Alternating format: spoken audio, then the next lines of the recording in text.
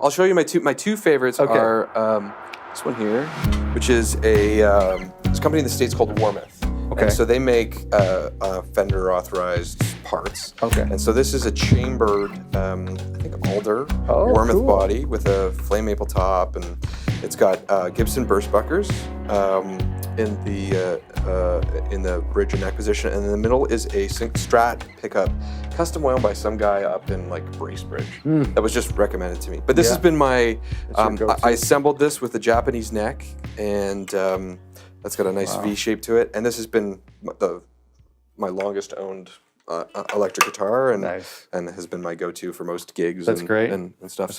It's got a very fond place. I love a Telecaster. It's really versatile, I think. Yeah, well, absolutely. And especially, there's something about the humbuckers, the burst buckers that work so well in that, because it can definitely sound like a Tele, or it can actually become something else. Oh, okay. That's not quite less polished, but something else altogether. Yeah. And then this would be my other. This is Collings guitar. So it's a guy in Austin, Texas, that's like a boutique builder. Okay. And interesting size. it's just everything about this guitar is fantastic. This is actually the one I'm playing mostly these days. Okay.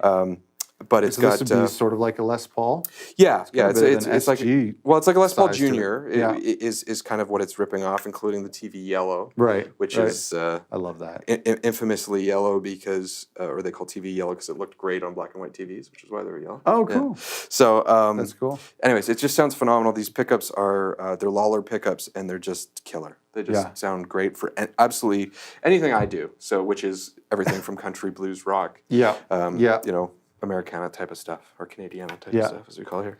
So the other instruments I've got, like the other electrics here, are kind of just for diversity. I love this. Grab this Eastwood here. So my uncle used to have a. We were talking about Avril Lavigne.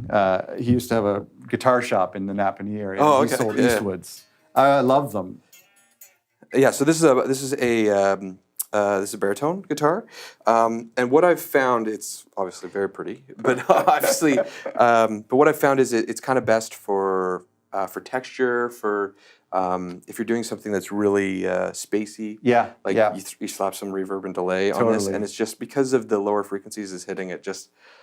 It sounds a little like an organ in a weird way. Well, I was just going to say it would be really fun to use like a Pog or something, or like a micro Pog through that, just because of getting that organ sound is kind of cool. The acoustics are, now that's your primary instrument, right? Yeah, I would say. Talk to me about this. This is probably... We looked at this originally when we got in here. Yeah, so that's it's my primary stage guitar, even though it's probably a little older and nicer than it should be. But it's a 51 0018, and so... What kind of pickup is in here? Active? It's actually got two. So it's got an undersaddle as well as a little gooseneck mic that's in there. Okay. And then what you do is you can throw a splitter on there if you want, and you can run each line. How do you do it when you're live? I have given up on the mic. It just feeds back a little too much. What I love most about that guitar is just it's got mojo. So like totally. I have another one that's kind of my primary writing guitar, which is a 1936 017, which is a smaller all mahogany Martin, and it doesn't leave the house because it's so old. But it's but it's just inspiring. Like every time I pick it up, I'm like, somebody was playing this during World War II. That's crazy. And bringing them joy and bringing it's beautiful. I love the parlor sizes. I feel like that's just. I don't know what. There's something about it. It's just like more of a. It's a better writing guitar. Yeah. Like the bigger ones, they project more sound. Yeah, but it's. I like that a lot. I had one time that I had mic'd an acoustic. I'm finding that even though it's a pain for sound guys and it's a pain for performance, I prefer just to have a mic. Yeah. I feel like that's still the best sound. Like it's for sure the best sound. It's uncomfortable. It's awkward, but I don't know. That's what I think works. I think it depends on the gig. So I've done. I've done a kind of like a folk gig where I just actually put out a condenser. I brought one of my own, nice. from the studio to capture voice and guitar, and it just sounds way better. It's cool, balanced, everything else. So the stay level is that this is here the retro stay level. And I was saying before the cameras are going about how I've actually never seen one of these, but it's way bigger than Yeah. I can't believe it. Well, I didn't realize it was 3 units. Yeah, it's got that awesome 1950s like industrial kind of. It looks like the LA2A. With the bracket. And whatnot. And I think it's kind of in the same flavor. It's got a bit more grit in a few spots, which for male vocals, which is my voice, is it's great. So what is the single, double, triple mode? What does that mean? Is that ratio? I have no idea.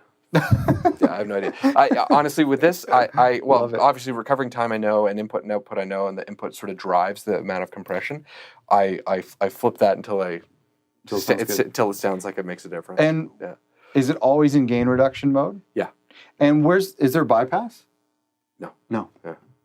So you have to really use your ears. Yeah. Or cool. It's patched in, so I can jump past it too. Oh right. Everything's patched in. Yeah. Patch bay. So that's cool. But I use it a lot on bass. The Worm 76. Yep. Yeah, I've seen a lot of those. Boxcar had one. Attic Sound had one. They're hard not for the price. They're hard not to.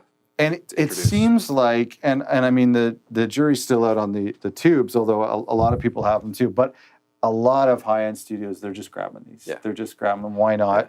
Yeah. And it's such an aggressive compressor anyway that it's really just a flavor difference. Well, exactly. And if you need 8 of them because you're doing drums and you want lots of them, like how do you argue? For sure. I want to jump over to something here that I'm so jealous of. I love the Dizengoff stuff, and I love everything they're putting out. They just put out a new RCA pre, and then they've got... If I had more rack space, I'd pull the trigger. But I love that they've got a great designer, too.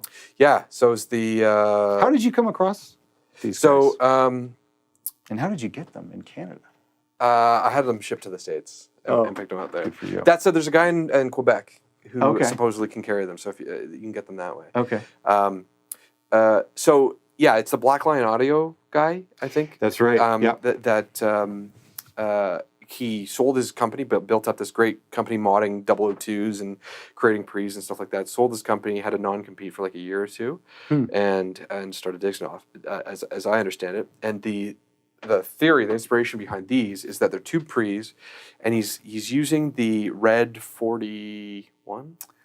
Right. Like EMI, Beatles-esque era type of pre. And what's interesting about them is you can overdrive them, but they're not actually as colorful as I thought they might be. As they look like they would be. Yeah, and that's not at all a bad thing, because actually what I find is that they're really beautiful and open. Okay. And they... but as a result, they're just not quite as colored. You can drive them. You can just crank the gain. They actually just posted something online of a guy plugging his electric guitar in it. I was doing bed tracks the other night that very same way. Okay. Just because it's great for workflow, super easy, and it sounds fine, right? It's a tube, tube preamp. Let's shoot back up here. So you've got the Moog EQ. Yeah, that's the EQ4. That's the mastering version. And it's a stereo version, right? And actually, not only is it stereo, but it's got slightly different noise floor than the 500 series ones. So they've made some upgrades to it to make it supposedly mastering so it's quality. Not identical to the 5. Yeah. I know you've covered that in other sessions, but I use it in the same way. It's got great low end and really incredible high end. I know. I hear that. I've heard that anytime somebody talks about it. And the airband, is that what you talk about when you say the high end? Is the airband? Yeah. That's it's really just cool. so smooth, and you can just you can just crank it. And is that on your main stereo I usually bus? put it on the mix bus. Yeah. That's cool. Yeah.